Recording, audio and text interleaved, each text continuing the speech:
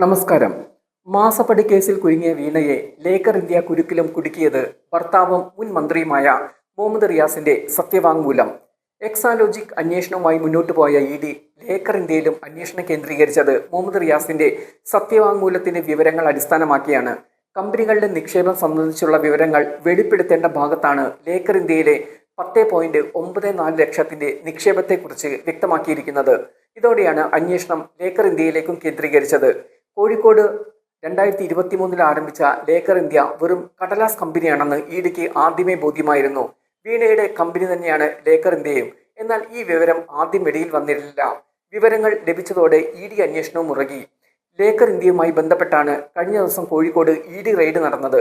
കോഴിക്കോട് ഒളവണ്ണ പഞ്ചായത്തിലാണ് സ്ഥാപനം പ്രവർത്തിക്കുന്നത്. സ്ഥാപനത്തിന് ലൈസൻസ് ഇല്ലെന്നാണ് പുറത്തുവരുന്ന വാർത്തകൾ. നടപടി രേഖകളിലെ പൊരുത്തക്കേടിനെ തുടർന്നാണ് പഞ്ചായത്ത് ലൈസൻസിനുള്ള അപേക്ഷ മടക്കിയത്. കമ്പനി രേഖകളിൽ ഉടമകൾ ടി വീണയും ഡോക്ടർ അനീസ് കോടമ്പിയത്തുമാണ്. എന്നാൽ വാടക കരാറിൽ അനീസിന്റെ പേര് മാത്രമാണുള്ളത്. രേഖകൾ പ്രകാരം അധികാരങ്ങൾ വീണയ്ക്കാണ്.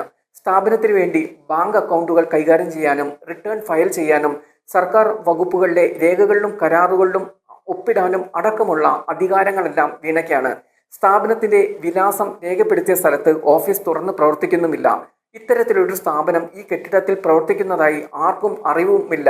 തുറന്ന് പ്രവർത്തിക്കുന്ന ഓഫീസോ ജീവനക്കാരോ ഇല്ലാതെ അടച്ചിട്ട മുറിയുടെ മേൽവിലാസത്തിൽ കടലാസിൽ മാത്രമാണ് സ്ഥാപനം ഉള്ളത്. ഇതോടെ ഇത് കടലാസ് കമ്പനി എന്ന സംശയവും ഉയർന്നു. കമ്പനിയുടെ അക്കൗണ്ടിലുണ്ടായിരുന്ന 15 ലക്ഷത്തോളം രൂപ ഇ.ഡി കണ്ടുകെട്ടിയിട്ടുണ്ട്. ഈ കേസിൽ വീണയെ ഇ.ഡി ചോദ്യം ചെയ്യാൻ ഒരുങ്ങുകയാണ്. അടുത്തു തന്നെ നോട്ടീസ് നൽകി വിളിപ്പിക്കും. ഹാജരാകാൻ ആവശ്യപ്പെട്ട് സമൻസ് അയക്കാനാണ് തീരുമാനം. ഹവാല കേസും വീണയ്ക്കെതിരെ വന്നേക്കും.